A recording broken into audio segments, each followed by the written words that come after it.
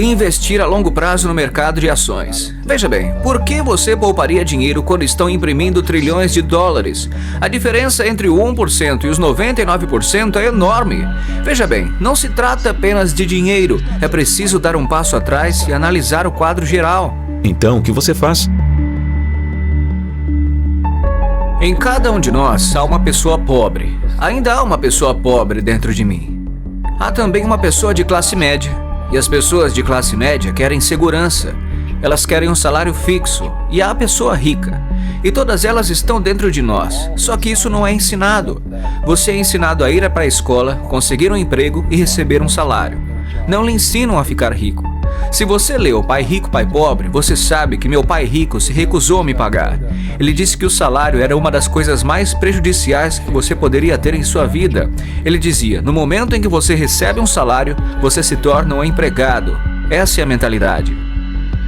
Portanto, meu pai rico nunca me pagou. Ele deixou louco meu pai pobre, um funcionário público. Você tem que pagar as pessoas. E meu pai rico não estava dizendo que o salário era ruim. Ele disse, você não queria ser um escravo do dinheiro. Portanto, como empresário, se o pai rico falir, eu simplesmente abro outra empresa. Não preciso de um salário. Não preciso que ninguém cuide de mim. Se meu governo não gostar de mim, eu me mudo para outro país, porque eles precisam de empreendedores. Portanto, os empreendedores, não tanto os negócios, mas os empreendedores, na verdade, a mentalidade, os conjuntos de habilidades e o conjunto diferente de regras. Veja bem, as pequenas empresas não operam com as mesmas regras das grandes empresas. O empreendedor é, em primeiro lugar, uma mentalidade, um conjunto de habilidades e funções. E dependendo do fato de você ser um funcionário ou uma pequena empresa, as regras são diferentes, as mentalidades são diferentes, os conjuntos de habilidades são diferentes. Se você pudesse dizer algo a alguém que nunca foi empreendedor e que está pensando em dar o salto de fé para se tornar um empreendedor, o que você diria a essa pessoa? Bem, vou lhes contar a mesma coisa que aconteceu comigo. Meu último pagamento. Ainda me lembro claramente, foi um dos piores e melhores dias da minha vida. Eu estava em Porto Rico, eu estava trabalhando para Xerox e meu chefe me deu um último cheque. Não era um cheque de pagamento, era um cheque de bônus. Acho que era cerca de 30 mil dólares tributáveis. Então, recebi o cheque e pensei, puxa vida. Entende o que quero dizer? Fiquei animado, mas também perturbado. Então, outro cara veio até mim. Seu nome era John. E John me disse, você vai voltar. Eu perguntei, por quê? Ele disse, porque você vai fracassar. Eu olhei para ele e disse, olha, alguns palavrões, porque foi isso que ele fez. Ele saiu da Xerox fracassado e voltou. E eu disse, olha cara, você fracassou e voltou. Mas se eu fracassar, nunca mais voltarei. E essa é a atitude, entende?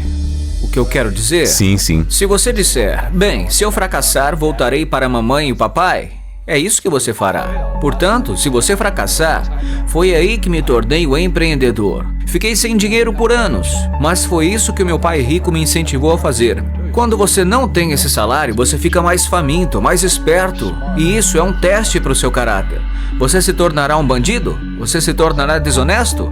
Ou você se tornará um ser humano melhor? Então, na verdade, esse é o benefício de se tornar empreendedor. Você realmente descobre quem você é quando não tem nada. Portanto, é preciso sempre olhar para o panorama geral. Muitas pessoas olham para o bem, o que vai acontecer comigo? Quando você olha para o quadro geral, também sabe que quando algo ruim acontece, algo bom vai acontecer. Mas você precisa se preparar para o que vier. Se você acha que os próximos 20 anos serão como os últimos, vai se dar mal. Quando você e eu vamos ao supermercado e compramos uma caixa de leite, sempre verificamos a data de validade.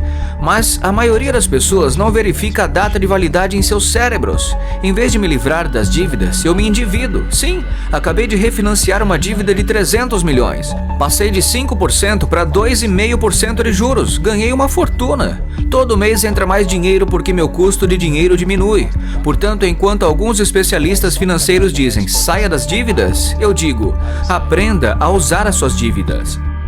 Quando voltei do Vietnã em janeiro de 73, a primeira coisa que meu pai rico me disse foi: vá para a escola para aprender a investir em imóveis.